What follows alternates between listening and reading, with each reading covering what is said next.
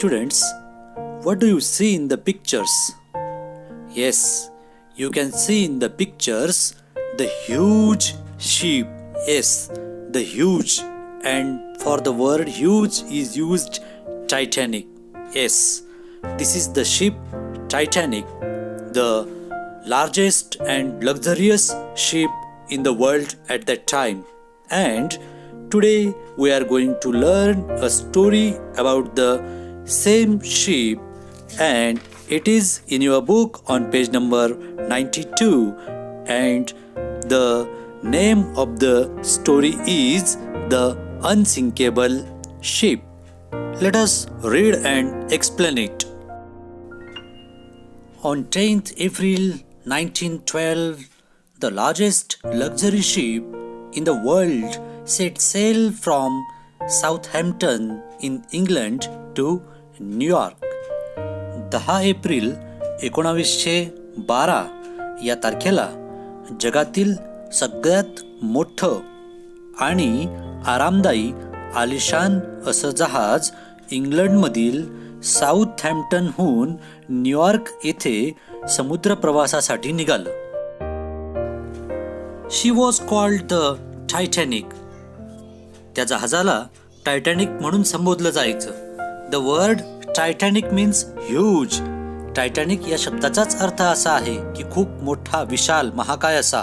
As you सॉ the picture in the first slide, तुम्ही पहिल्या स्लाइडमध्ये त्या जहाजाचं चित्र बघितलं, त्याच्यावरून तुम्हाला अंदाज आला असेल की ते जहाज किती मोठं होतं. And that's why the word Titanic was used to call that ship, to named that ship. This was her maiden voyage. Maiden voyage means that is her first voyage. आणि हा त्या जहाजाचा पहिलाच प्रवास होता. She set out to cross the Atlantic Ocean and she carried more than 2000 passengers. Now she म्हणजे ते जहाजासाठी वापरलं गेलेलं प्रोनाउन आहे. आणि हा त्या जहाजाचा पहिलाच प्रवास होता. आणि ती जहाज अटलांटिक महासागर पार करून जाणार होती. आणि या जहाजामध्ये त्यावेळेला 2000पेक्षा जास्त प्रवासी होते. The Titanic was like a floating town. आणि इतकी मोठ्या संख्येने पॅसेंजर्स, प्रवासी त्या जहाजावर असल्यामुळे जणू काही ते जहाज म्हणजे पाण्यावर तरंगणारं एक लहानसं छोटंसं शहरच वाटत होतं. Everyone called the Titanic the finest ship in the world. प्रत्येक जण टायटॅनिक या जहाजाला जगातील सर्वोत्तम जहाज म्हणून उल्लेखत होतं, त्याचं संबोधन करत होतं. Everyone was proud of her. प्रत्येकाला त्या जहाजाचा गर्व, अभिमान वाटत होता. She was as tall as a building with 15 storeys. त्या जहाजाची उंची जवळपास 15 मजली इमारती एवढी होती.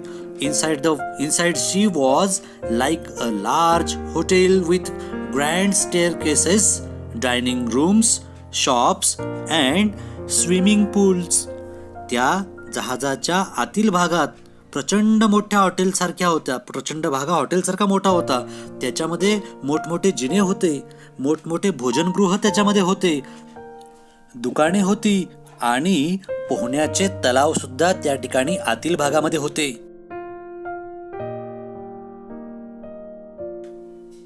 Everyone thought that the Titanic could never sink.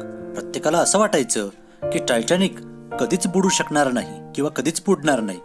They called her the unsinkable ship. आणि त्यामुळे सर्वजण तिला कधीच न बुडणारे जहाज असं म्हणायचे. And that's why the title to the text is given the unsinkable ship. आणि म्हणूनच की काय, या पाठाला पण नाव द अनसिंकेबल शिप म्हणजे कधीच न बुडणारे जहाज असेच दिलेले असावे.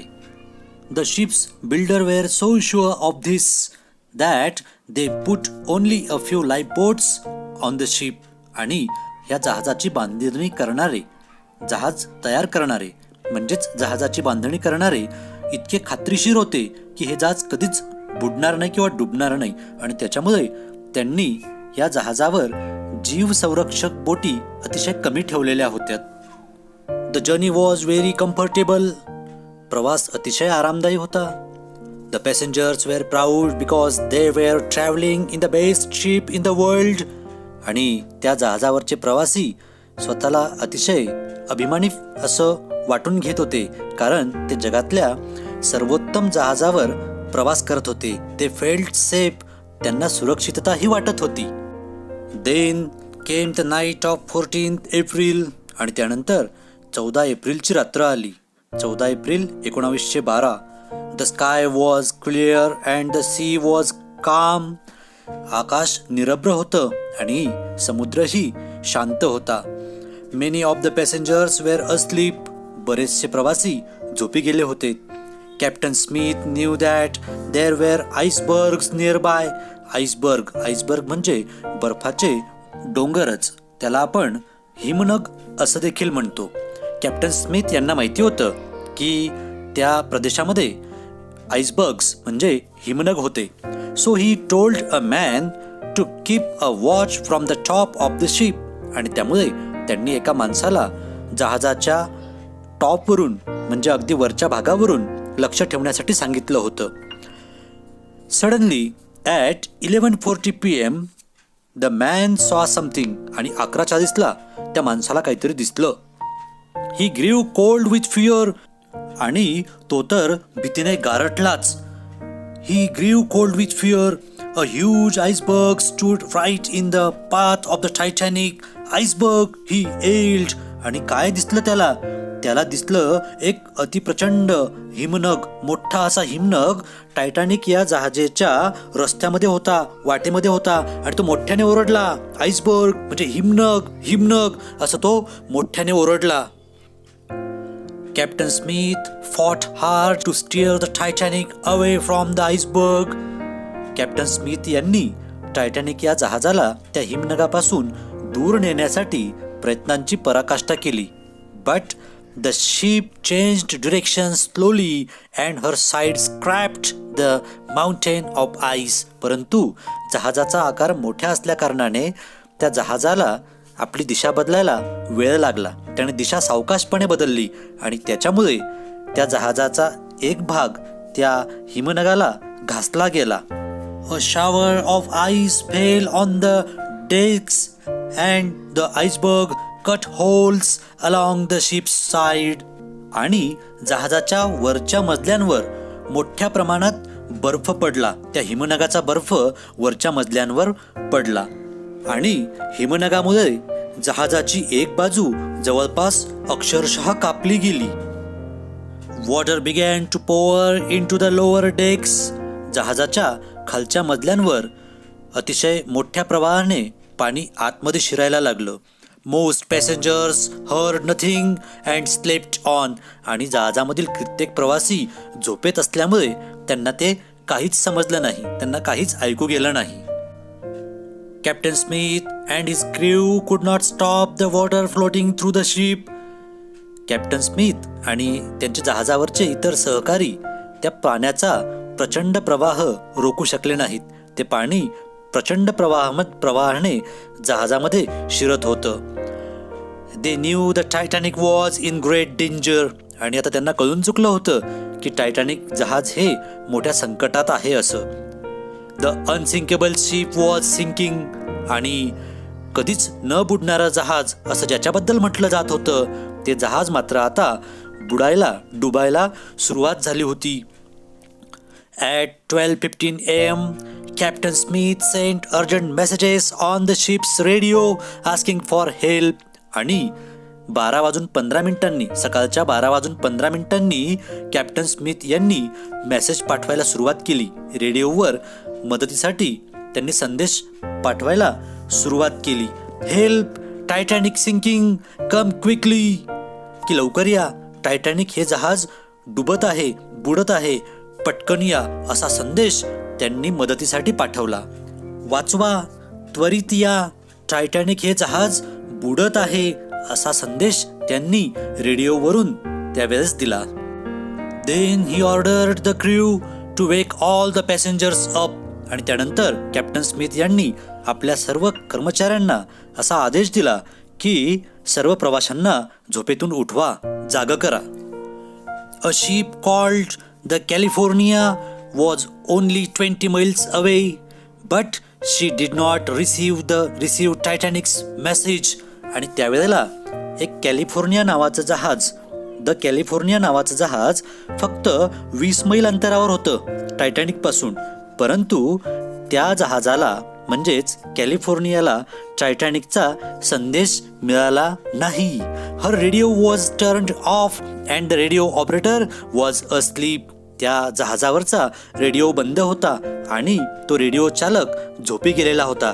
That's why he couldn't receive the message. त्याच्यामुळे टायटॅनिकचा संदेश त्या कॅलिफोर्निया जहाजाला मिळाला नाही. अदरवाईज इट कुड save lot of passengers from Titanic. नाहीतर टायटॅनिकवरचे बरेचसे प्रवासी, जवळपास सर्वच प्रवासी वाचू शकले असते. But it all the part of fate. हा सगळा नशिबाचा भाग आहे. The California couldn't receive the message. कॅलिफोर्नियाला तो संदेश मिळाला नाही. Another ship called the Carpathia heard the Titanic's calls and sailed at full speed towards her. आणखी एक जहाज, कॅरफ्थिया नावाचं जहाज, त्या जहाजाने टायटॅनिकचा संदेश ऐकला, मदतीसाठीच्या हाका ऐकल्यात आणि आपल्या पूर्ण गतीने टायटॅनिककडे ते यायला निघालं. अनफॉर्च्युनेटली, दुर्दैवाने, the Carpathia was far away and she took over 3 hours to reach the Titanic. आणि कॅरफ्थिया नावाचं ते जहाज टायटॅनिकपासून खूप दूरवर होतं. आपल्या पूर्ण गतीने निघून सुद्धा टायटॅनिकपर्यंत पोहोचायला त्याला 3 तास लागलेत. Meanwhile, the Titanic was sinking rapidly. आणि या दरम्यानच्या काळामध्ये टायटॅनिक जहाज हे जलद गतीने बुडायला लागले. The crew lowered the lifeboats into the sea, but there was only enough space in the boat for a few hundred passengers. आणि त्या जहाजावरच्या इतर कर्मचाऱ्यांनी ज्या जीवन संरक्षक बोट होत्या त्या समुद्रामध्ये सोडायला सुरुवात केली.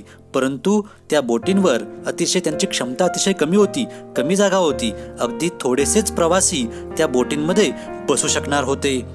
And the Titanic had more than 2000 people on board.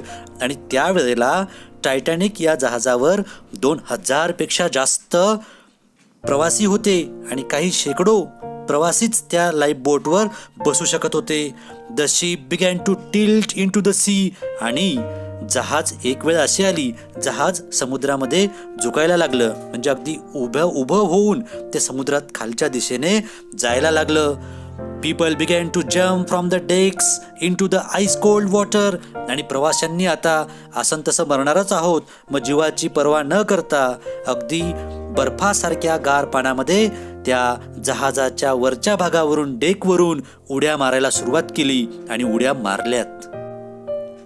With its lights still shining, the Titanic stood upright for a few minutes. जहाजावरील दिवे चमकत होते आणि तोवर टायटॅनिक जहाज काही मिनिटांपुरतं का होईना त्यानंतर समुद्रात ताठ उभं राहिलं. Then at 2:20 AM on 15th April, she vanished into the sea. त्यानंतर मात्र पहाटेच्या 2:20 15 एप्रिलला पहाटे 2:20 टायटॅनिक जहाज समुद्रामध्ये अदृश्य झालं, दिसेनासं झालं. About 1500 people ड्रॉन्ड. जवळपास 1500 लोक त्या ठिकाणी बुडले होते, डुबले होते. Captain Smith and most of his crew went down with the ship. आणि जहाजासोबतच जहाजाचे कॅप्टन स्मिथ आणि त्यांचे काही बरेचसे कर्मचारी सुद्धा, त्यांना सुद्धा जलसमाधी मिळाली होती. ते सुद्धा इतर प्रवाशांसोबत पाण्यामध्ये डुबले होते, बुडले होते. खरं पाहता ते स्वतःला वाचवू शकत होते, but it was his on responsibility and he took the responsibility. त्याने ती जबाबदारी स्वतःवर घेतली आणि स्वतःही इतर प्रवाशांसोबत ते पाण्यामध्ये बुडले, डुबले, ते पळून गेले नाहीत. The Carpathia arrived at 3:40 AM. Carpathia नावाचं जहाज आपल्या पूर्ण गतीने येऊन सुद्धा 3:40 त्या ठिकाणी पोहोचलं. The ships crew found the life boats and saved 700 people in them.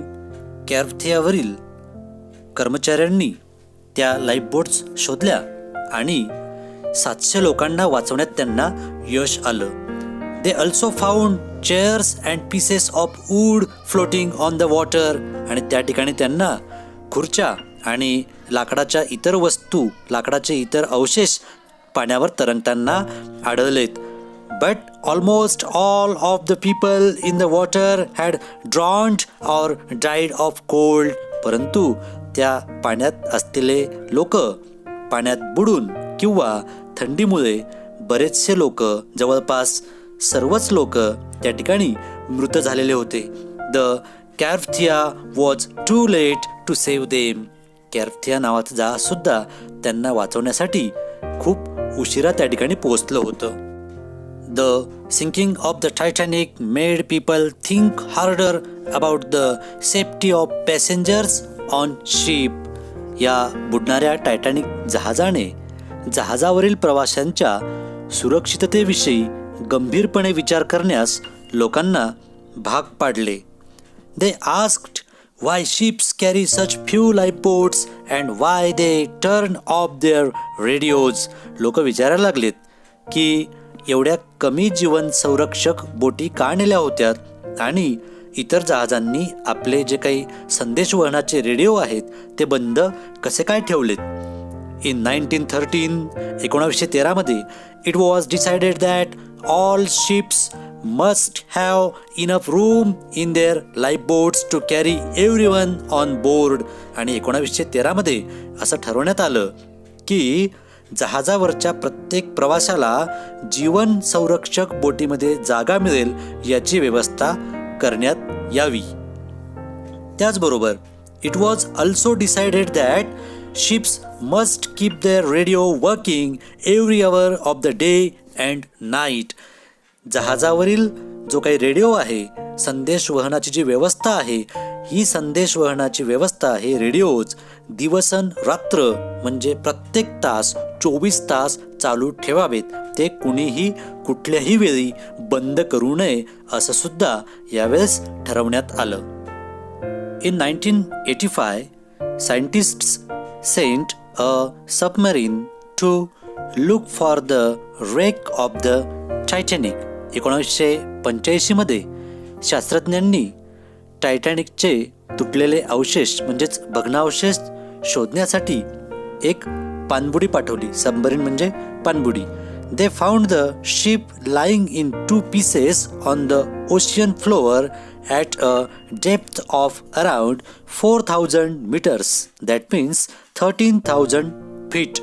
आणि ज्या वेळेला ती पाणबुडी त्या ठिकाणी पोचली तर त्या पाणबुडीला टायटॅनिक जहाज हे 2 तुकड्यांमध्ये त्या ठिकाणी पडलेलं आढळलं आणि जवळपास समुद्रसपाटीपासून 4000 मीटर खाली समुद्रतळावर म्हणजेच 13,000 फूट खोलीवर 2 तुकड्यात हे जहाज पडलेलं त्या पाणबुड्यांना सापडलं. लॅटर दे टूक photographs of the wreck and brought small parts of it to the surface of the water. आणि त्यानंतर त्यांनी त्या सांगाड्याचे, त्या जहाजाच्या तुटलेल्या अवशेषांचे फोटो काढलेत आणि काही लहान लहान भाग त्यांनी पाण्याबाहेर आणलेत. There are many stories of bravery on that terrible night in April 1912.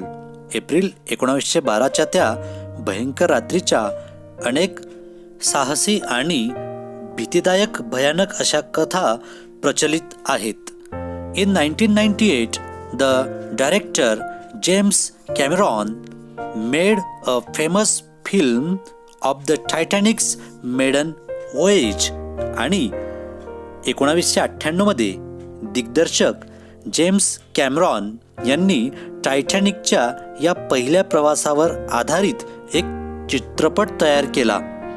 It is a very sad film. अतिशय दुःखद अशी ही फिल्म आहे, म्हणजे असा हा चित्रपट आहे. अतिशय दुःख होतं ते बघितल्यावर. Almost every who sees the film leaves the cinema in tears. आणि जो कोणी हा चित्रपट बघतो तो चित्रपट पाहिल्यानंतर चित्रपटगृहातून बाहेर पडताना त्या व्यक्तीच्या डोळ्यामध्ये अश्रू असतात एवढं मात्र नक्की. And so, I would like to suggest all of you to watch the film. Its name is Titanic. आणि मला तर तुम्हाला सगळ्यांना सांगावंसं वाटतं की तुम्ही एकदा हा चित्रपट जरूर बघा. टायटॅनिक नावाचा हा चित्रपट जरूर बघा. तुमच्या डोळ्यात अश्रू आल्याशिवाय राहणार नाही आणि भीतीने तुमच्या अंगावर शहारे आल्याशिवाय सुद्धा राहणार नाही. अगदी जे दृश्य आपल्या डोळ्यासमोर दाखवलेलं आहे, जी सत्यता आपण अनुभवतो, ते चित्रपटात बघूनच आपल्या अंगावर शहारे उभे राहतात. And I hope you understood the story of Titanic in the form of this text. या पाठाच्या स्वरूपाने, या पाठाच्या रूपाने या ठिकाणी आलेली कथा म्हणजेच टायटॅनिक जहाजाची कथा आता तुम्हाला समजली असेल असं मला गृहीत धरायला हरकत नाही.